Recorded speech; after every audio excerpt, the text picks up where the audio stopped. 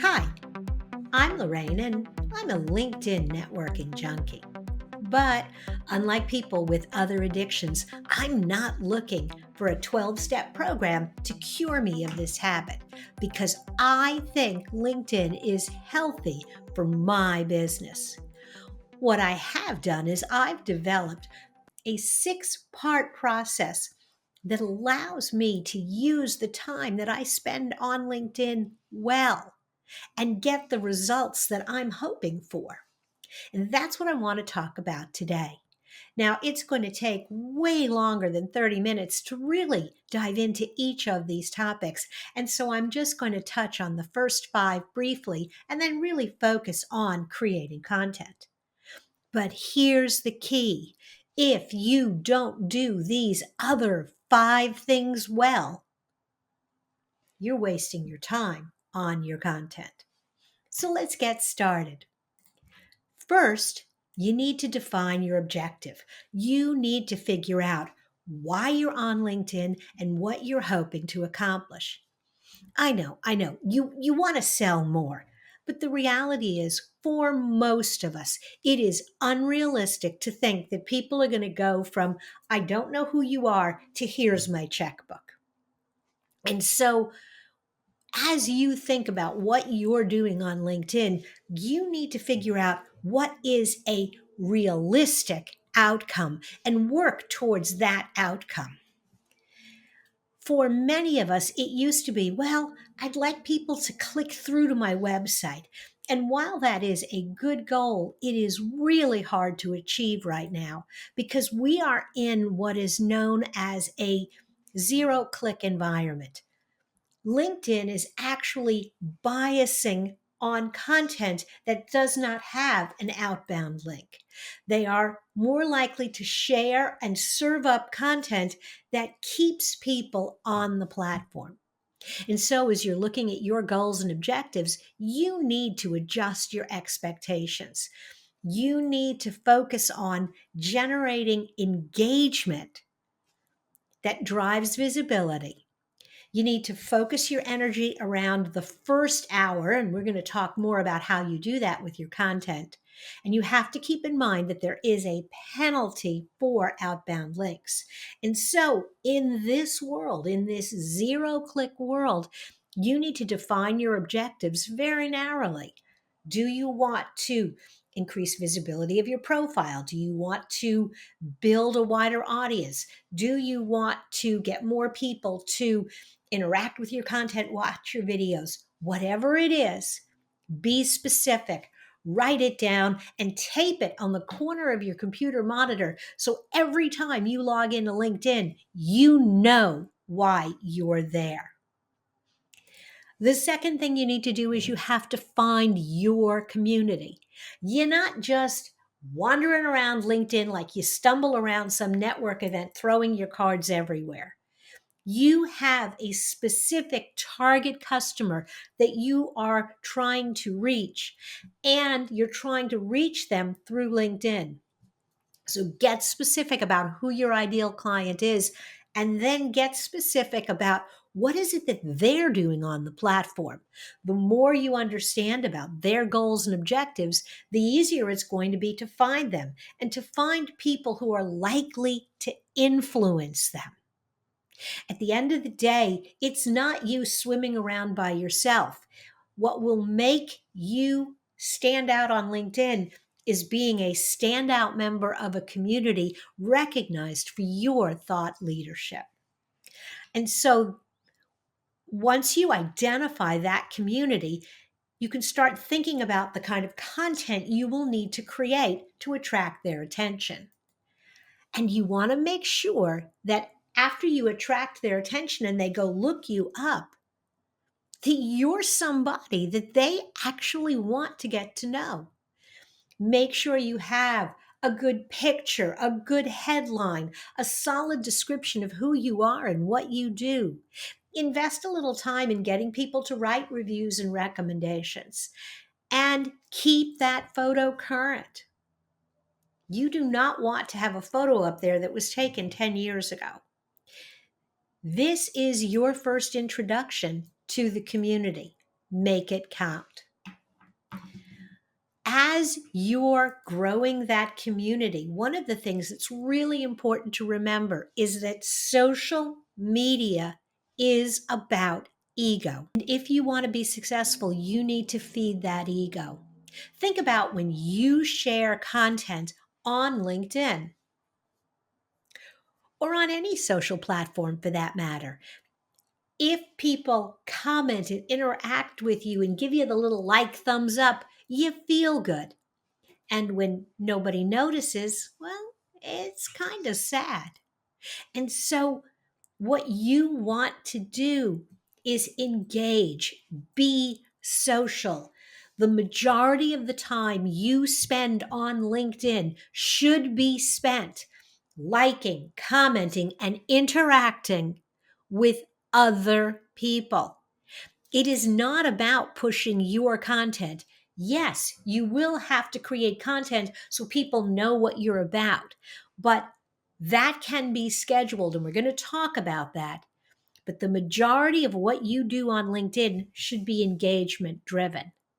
You want to be strategic about your engagement. You will begin to identify people that are thought leaders in your community. Find their posts, comment on their posts, and don't just comment on the main post. Take that extra minute and read through some of the comments and find 2 or 3 that are worth commenting on as well, because those people are trying to get noticed also. And when you do that, it is much easier to take that next step, to connect one contact at a time. My goal on LinkedIn this year was to grow my LinkedIn community. I felt like if I had more people that I was connected to, there would be more people that would be seeing my messages and interacting with me. And it really has paid off. I have actually added about 1,300 people in 6 months, and I did it one connection at a time. When I see that a friend of mine, an associate, has shared something, I get in and I like and comment on what they're doing. And then I take a minute and look at who else is liking their content, who else is interacting and engaging with their content. And I very strategically reach out to those people. I go to their profile, I check them out, and I have a standard note that I send that just says, "Hey, Mary, I noticed that you are a fan of," insert name of person here. So am I. I'd love to connect with you.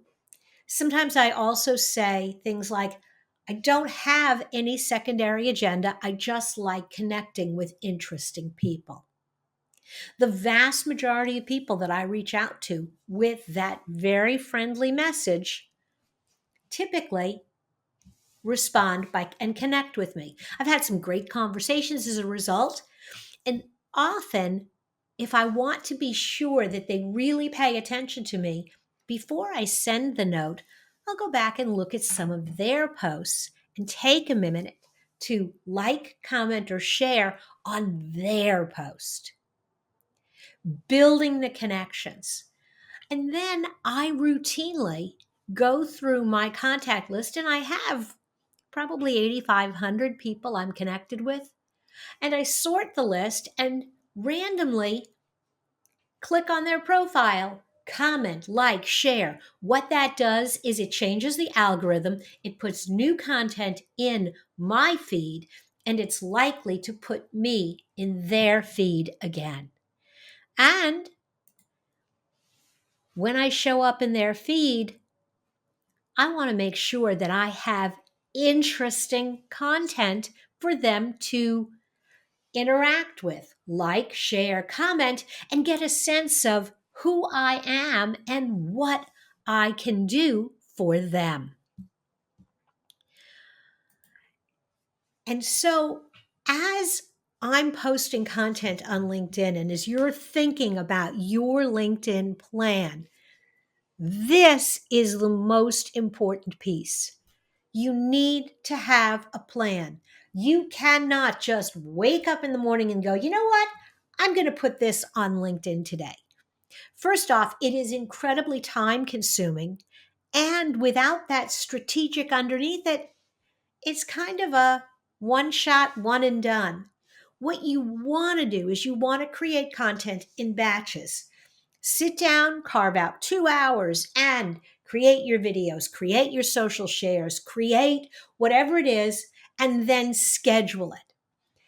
As you're creating that content, don't, again, it's still not just willy-nilly, maybe I'll write about this, maybe I'll write about that. You want to have a theme that you're taking through the content. So as people see your status updates once a week, they kind of get used to seeing you talking about this. They know that this is important to you. And you also need to be thinking about leading those people down a path to a desired outcome. Because again, you're not just posting because I want people to know me. No, you're posting because you want to build your brand image. You're posting because you want to step them through the early steps of your sales funnel so that they will eventually click off to get to your content. But there needs to be a purpose. And until you define the purpose, slide number 1, it's hard to develop a content plan. If you don't know who you're talking to, it's hard to create that content plan. And if you aren't engaging and interacting, it's going to be hard to come up with relevant topics. So let's say that your objective is brand building. This is a pretty easy model to follow if what you're trying to just do is introduce yourself to the community at large. LinkedIn is not Facebook. I'm not going to show a ton of personal stuff, but at the end of the day, people buy from people. So it's okay to selectively share a bit of personal. What I try to do, and one of the ways that I balance that personal and professional is I will often share one of my photographs from a vacation, from somewhere that I've been, and I match it with either a question or a lesson learned on that vacation. For example, I was driving through Nova Scotia. It was a beautiful, windy road. And the post was really, I don't know what's around the bend, but I'm ready for the adventure because I've got a roadmap. And then I can go on to talk about my business plan. People know that I like to take photographs, and that's actually part of my brand. And so periodically I can show something that's actually being exhibited somewhere. It's not my core business. It gives them a little bit of insight into some of the other things I'm interested in. The second thing you want to do is focus on experience and results. Talk about, or better yet, let your clients talk about what it's like to work with you. What kind of things have you been doing? Do a post, share. We used to do this a lot with web designs, that websites that we developed. We're really excited to show off this new website that we just built for this client. Or I just had a client tell me that they doubled their leads last month because of X, Y, or Z. I just had a client say this or that. I just got off the phone with a client talking about this. Something that gives people a little insight into some of the things that you do, some of your results. And if you've got a testimonial, here's a note I just got from a client. Again, you can't do this all the time, but you mix it in. You also want to make sure that in some of the content that you're sharing, you're talking about what makes you different. There are a ton of interior designers out there. One of the things that I do differently is And again, give them an example. Show them how that unique process has worked for someone. You want to demonstrate your expertise in little bites. Every now and then, you want to give away a free tip or a free idea, but don't make this your standard, because if you're always giving away free information, there's no reason to hire you. These pieces put together begin to build that image of who you are. If you're less about brand building, if you feel like people have already got that sense of who you are, and instead what you're trying to do is get them to take action, you might want to think about this strategy, where step number one, it's about awareness of a topic that you're passionate about. Maybe you build awareness by asking a question. How do you handle this problem? How many of you have this issue? We just had this question come up in conversation, and let people interact. People like to answer questions. They like to share their expertise. So pick a topic that you actually know something about. Throw that conversation starter question out there. And then you can come back in a later post and say, we had a lot of conversation about this, and I did some research, and here's some things I found. In your third post, you might want to do something more community-based. And you can actually do this community piece in the first two. Sometimes I'll do this. I have a network of friends on LinkedIn. We are in a community. We share a lot of common expertise. And so I'll ask the question, and maybe I only get one or two responses. Well, then in the comments, I will tag, hey, Lisa, I'd love to hear your take on this. Or Marcy or David, I know that you work with people solving this problem. What would you suggest? When you tag people on LinkedIn, they are typically very likely to stop, look at the post, and interact with you. Now, if you're tagging somebody who has 60,000 followers on LinkedIn, they aren't going to notice. But if they have approximately the same number of fans and followers that you do, they're kind of your peer on LinkedIn, they're more likely to go, oh, wow, that was really nice that they thought to tag me, to interact with me, to engage with me. And so they'll be more likely to participate in that conversation. That community conversation, again, it reinforces your position as a subject matter expert, as someone who is connected to other smart people. And so, what kind of content?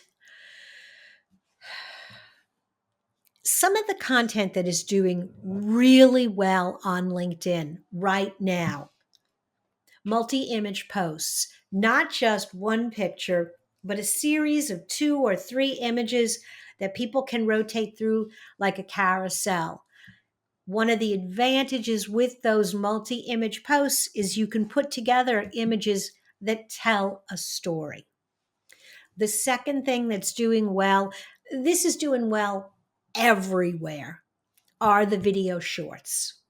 So if you are creating videos for TikTok, if you're creating videos for video shorts on YouTube, a lot of that same content will work on LinkedIn. It is getting a little overused right now. I'm starting to see a lot of it. And so I'm actually looking to see what's next. One of the things that seems to be in that what's next category are live video events.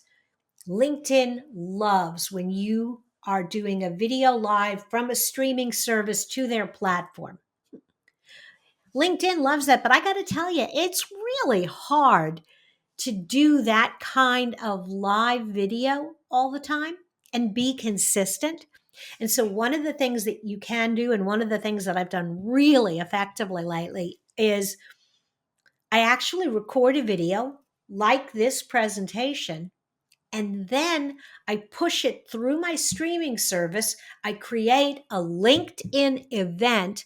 LinkedIn sends out an announcement that Lorraine is going to be live on this time and this day, and boom, the video goes out there. Because it's 15, 20, 25 minutes of content that will keep people on the LinkedIn platform, LinkedIn really likes it. The other thing is it used to be hard to become a LinkedIn creator. It's really easy now. You can just apply through your profile.